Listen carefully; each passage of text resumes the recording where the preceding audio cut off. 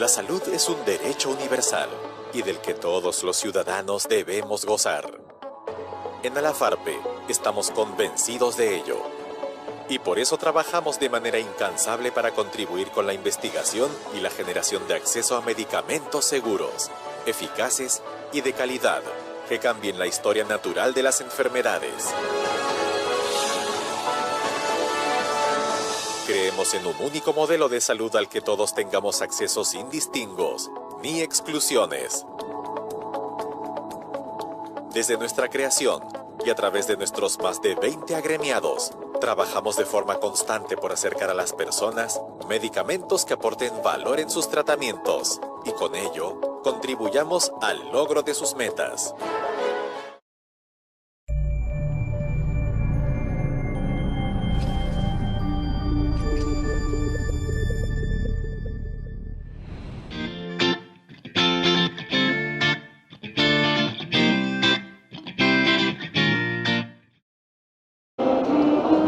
Muy buenas tardes, tengan todos ustedes bienvenidos a la primera edición de Hablando de Salud. Estamos en la CADE 2019 desde Paracas y nuestro primer invitado de la tarde es el señor Eduardo Morón, economista, presidente de la Asociación Peruana de Empresas Aseguradoras, APESEC. Vamos a conversar con él todo lo que tiene que ver con las coberturas de salud, tanto en la parte privada como en la parte pública. Vamos a hablar de nuestros sistemas de aseguramiento y cómo es que trataremos pues, de lograr tener una reforma sanitaria en base a un aseguramiento universal, las principales diferencias y todos aquellos detalles que ustedes podrían creer que conocen, pero que al final traduce una debilidad en el conocimiento que tenemos de nuestros propios sistemas de aseguramiento y frente a qué derechos como pacientes estamos nosotros los peruanos.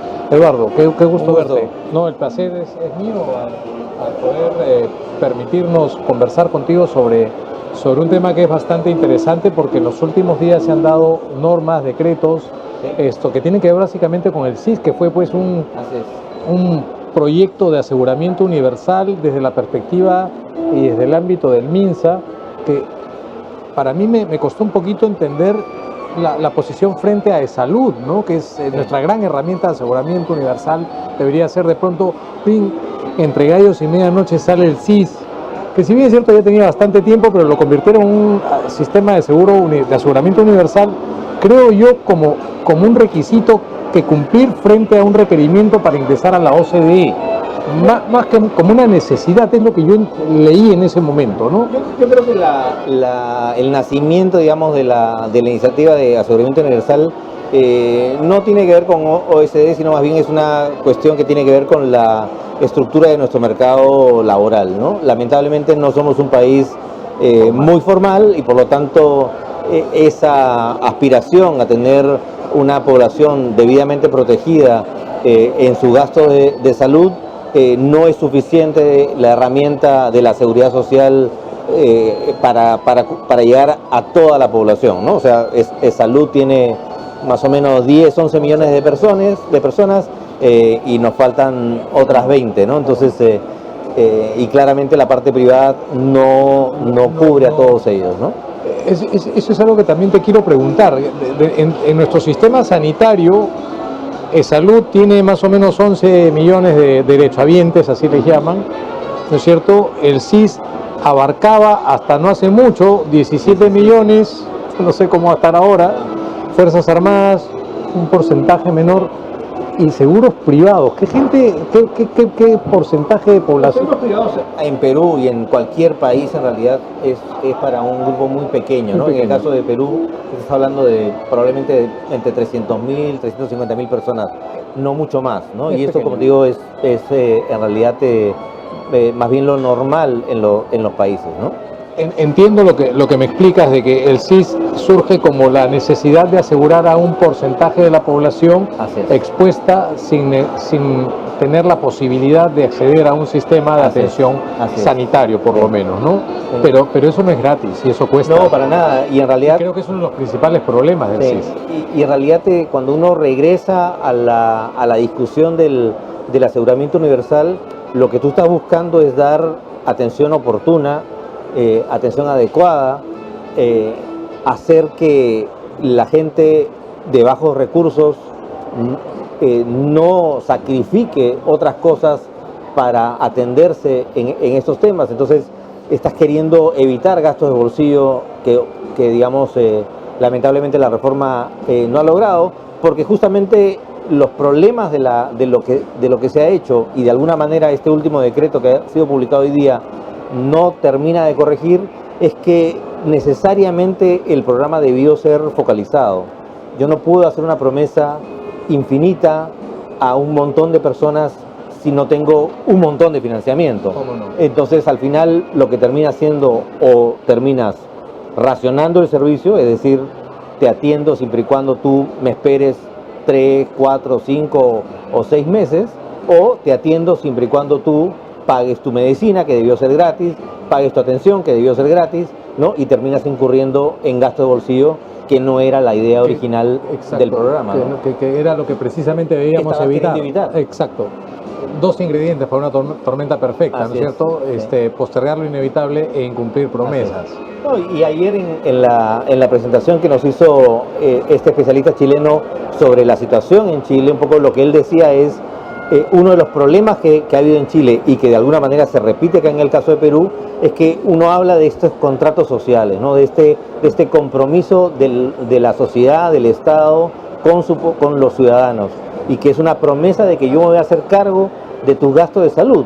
Pero cuando la promesa no es real y tiene estos problemas de cumplimiento, obviamente que viene el enojo, ¿no? Entonces, de alguna manera, el problema de este último decreto es que añades más personas al CIS sin necesariamente tener los recursos suficientes para atenderlos y sin hacerse la pregunta obvia, que es, ¿en realidad lo necesitas? O sea, en realidad ese grupo de personas, no, esos 17 millones que tú hablabas, que ya están hoy día en el CIS, ¿necesitan ese financiamiento, ese subsidio del Estado? Correcto. ¿O en realidad esas personas tienen recursos y podrían atenderse? Yo recuerdo haber estado hace unos 2 o 3 años atrás en una mesa de diálogo acerca de que tenía que ver con competitividad, y en el tema que abocaba a salud, quien presentaba esto era en ese entonces la encargada de su salud, que decía la cantidad de personas que estaban en ese momento en el CIS que tenían y que no les correspondían porque tenían pues un montón de seguros en otras categorías, tenían salud, Fuerzas Armadas, privado, EPS y CIS. O sea, había gente que tenía 3, 4 mecanismos de aseguramiento distintos, y eso es un gasto oneroso además. Y lo otro es la sostenibilidad, ¿no? La sostenibilidad. Ok, ya, yo tengo 17 millones que se van a atender con un paquete esencial de aseguramiento que también lo van a ampliar. Así es. Y eso va a ser más complicado. En ese sentido, yo creo que el decreto sí, más bien está en el sentido correcto, ¿no? Porque pone el foco de que este derecho te da derecho a un determinado plan, y por lo tanto lo más importante en esta discusión MEF-MINSA es: dime cuál es tu P y dime cuál es tu Q. Dime cuánta gente vas a atender y cuánto te cuesta atenderlos. Entonces, le exige de alguna manera al CIS a permanentemente estar valorizando cuánto cuesta el plan. Es más, cuando quieras aumentar algunas atenciones a ese plan, vas a tener que estar permanentemente pensando, oye, ¿cuánta más plata voy a necesitar para atender esas dolencias? Y eso creo que es un elemento que estaba faltando. Ahora, hay un problema cuando hablamos de seguros, ¿no? Que el seguro, por público que sea, no deja de ser eso, un mecanismo de administración. Así ¿no es cierto? O sea, el seguro social no es un mecanismo de prestación. No. El seguro social no es el hospital al que te vas a atender. El seguro social es el mecanismo que debe administrar que alguien preste esa atención. Exactamente. Y el CIS debe ser igual. Y el CIS tiene el nombre, pero no funciona como una tal, aseguradora. ¿no? Entonces, yo creo que el decreto de urgencia que ha publicado el gobierno hoy día, de alguna manera le añade algunos elementos en esa preocupación. Valoriza el plan, empieza a preocuparte de capitación o de estos esquemas de gestión de grupos relacionados, de diagnóstico, ¿no? Que están orientados a entender qué tan caro debe ser la atención, como dices tú, de este tipo de diagnósticos. Si realmente estás pagando por lo que debías pagar 1.000, estás pagando 3.000 en algún lado, ¿no? Entonces le incorpora estos elementos de financiador, que es lo que estábamos reclamando todos, y que en realidad en este diálogo MEF-MINSA es el MEF el llamado a decirle al CIS, oye, yo necesito que te comportes como IAFA, como financiador. ¿Por qué esto es tan importante para ustedes que representan a un gremio de empresas privadas de aseguramiento? Mira, en general yo creo que es rescatar esta idea que en realidad lo debemos cumplir todos. La ley de marco de aseguramiento establece esta separación entre financiador y prestador, que es fundamental en el CIS, es fundamental en el salud, es fundamental en los privados, porque tú lo que estás buscando es, por un lado, la mejor provisión de salud, la más oportuna, la más adecuada, pero por otro lado estás buscando la eficiencia, que los recursos alcancen y que no sea un dispendio de recursos, ¿no? Entonces, esos dos elementos son esenciales. Entonces, nosotros como financiadores quisiéramos que todo el mundo se comporte igual, así, en las mismas ¿no? condiciones. Así es, o si no, de alguna manera es muy fácil que la gente diga, oye, ¿yo para qué me voy a comprar un plan si tengo recursos, si tengo acá un financiador que me lo da gratis? Sí, ¿No? sí. Entonces, ¿cómo se va a crear ese dinamismo de ese mercado de aseguramiento y prestación privada si es que yo tengo un financiador que no le molesta tener 3, 4, 5 millones de personas más, total, si es que alguien va a pagar la cuenta al final? Y eso claramente no está ocurriendo, no es el Estado el que está pagando la cuenta, son las mismas personas con ese racionamiento que te menciono o con su bolsillo que terminan incurriendo en gastos de bolsillo, ¿no? 25% de los pacientes que se atienden en un establecimiento público van a una farmacia a comprar sus medicamentos. Con su plata. Con su plata. Ah. Y no te cuento de análisis y eso diagnóstico. es inaceptable, ¿no? ¿Está contemplada la posibilidad de que si la infraestructura y el acceso oportuno a una prestación para un asegurado, no importa en dónde esté, no se da con eficiencia o de manera suficiente, puedan estos asegurados llegar al sector privado, recibir una atención y luego generar lo que se llama intercambio prestacional? Claro, nosotros hemos estado insistiendo en este tema de manera... ¿Tú consideras que esto es importante? Me parece que es crítico, justamente porque lo que le añade a todo nuestro sistema, que es un sistema súper fragmentado, ¿no? Terrible para la gente, ¿no? Está pensado como si la gente no se moviera de su trabajo. Y en realidad la gente un día está asegurado con EPS en una empresa grande, formal, y mañana está en una empresa chica, informal, y pasado es independiente, y luego está en la semana siguiente está en el sector público, y su financiador es totalmente diferente, sus planes son totalmente diferentes. Entonces, dependiendo en qué momento lo toma en su vida laboral, va a terminar teniendo una prestación totalmente diferente. Y eso es absurdo. Entonces, parte de la manera como debería funcionar nuestro sistema de salud es que tú tengas esta capacidad de que de un lado los financiadores y del otro lado los prestadores puedan intercambiar, y entonces se busquen las eficiencias del caso, ¿no? La oportunidad de la atención. ¿Y qué es lo que ha pasado hasta ahora? Mira, ha sido bien complejo porque tú sabes que hemos tenido, creo que es nuestra ministra número 6 en 3 años, ¿no? O sea, cada creo 6 que meses. 7. Vamos a ver, Patricia García Funera, Sí. El almirante de Alessio, pero entre ellos estuvo la doctora Silvia Pesá, luego Abel Salinas, Zulema Tomás y ahora la generala Inostroza. Entonces, 6 ministros, entonces es muy difícil el diálogo con el MINSA en esta altísima rotación, ¿no? Entonces, y yo creo que es entender que el sistema de salud, pensando en la gente, pensando en el paciente, que tiene esta rotación laboral enorme y que no la va a poder controlar, es parte de nuestra situación hoy día, ¿no? Entonces, más bien hay que pensar en un sistema que le sirva a la gente. Y si estamos preocupados por esos temas de financiamiento y de ser eficientes, deberíamos hacer transparente de, bueno, ¿quién lo hace mejor? ¿Quién lo hace más oportuno? ¿Quién lo hace más barato? Y no importa si es privado, si es de salud o si es público, yo poder contratar con ese prestador, ese financiador con ese prestador y al revés. Transparencia y total bidireccionalidad en la Exactamente. rendición de cuentas, en la fiscalización, Así en la es. supervisión. Así es. Hablemos un poquito de Colombia, del famoso Plan 100 de Colombia, ¿no?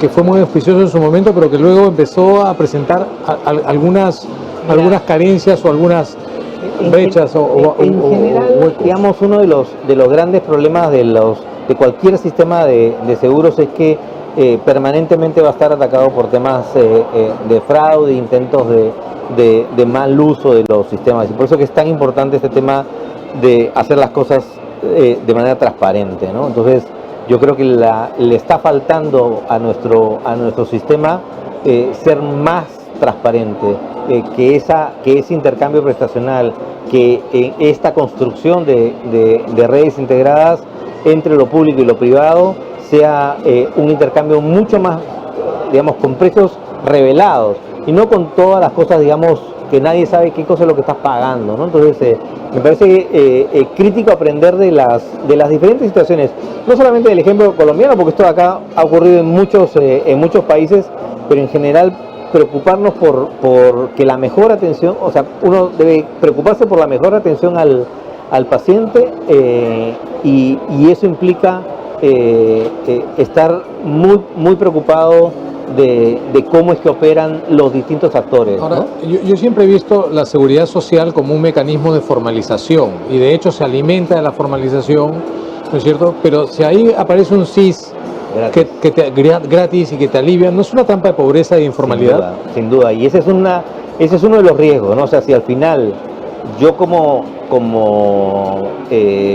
dueño de empresa, como gerente de una empresa, tengo la opción de decirle a ese trabajador, oye, ándate al CIS, acá te reciben gratis, yo no pago nada, tú vas a tener una atención que de repente no es muy diferente No, pues, a de salud, y de repente hasta más rapidito te pueden atender, ¿sí? ¿ah?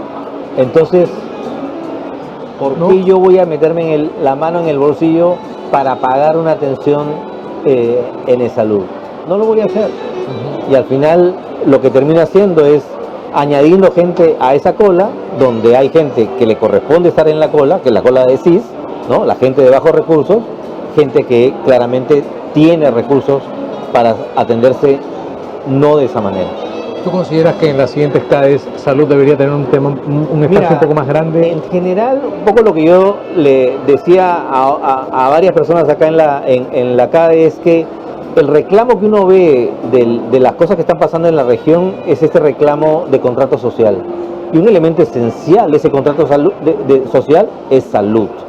Y claramente nosotros como país tenemos una muy mal diseño de nuestro sistema de salud. Entonces, realmente hay muchas cosas por avanzar.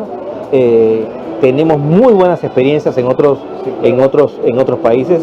Nosotros estamos buscando junto con Alafarpe introducir esta idea del aseguramiento para gastos catastróficos, ¿no? Que lo tiene muy bien hecho, muy bien desarrollado Chile, Uruguay y Chile, y que son temas esenciales porque son temas que van a terminar comprometiendo a esa familia que ha sufrido para salir y despegar de pobres a clase media emergente, y que le toca una de estas cosas y regresa él y toda la familia a pobreza, ¿no?